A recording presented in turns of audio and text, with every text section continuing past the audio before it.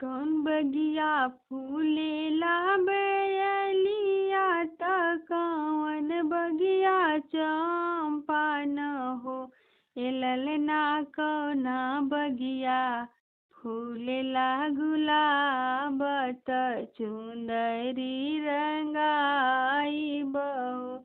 ए ललना कौना बगिया फूलेला गुलाब त चुंदरी रंगाई बहो।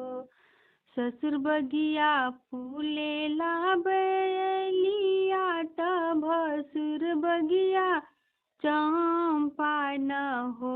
ए ललना सैया बगिया फूलेला गुलाब त चुंदरी रंगाई बहो। ए ललना सैया बगिया फूलेला गुलाब त चुंदरी रंगाई बहो।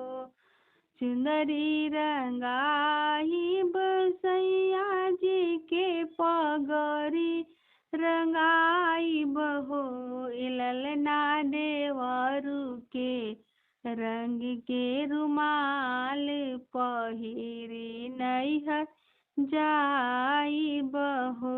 ए ललना देवरू के रंग के रुमाल पहिरी नैहर जाई बहो।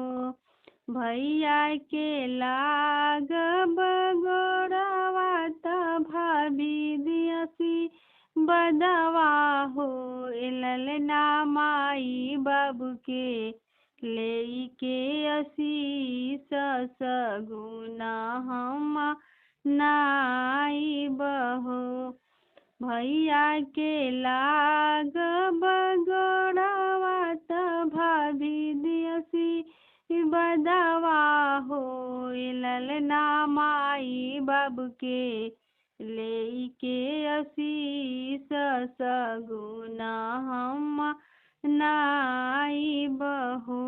ए ललना माई बाबू के लेके आशीष सगुना हम नाई बहो।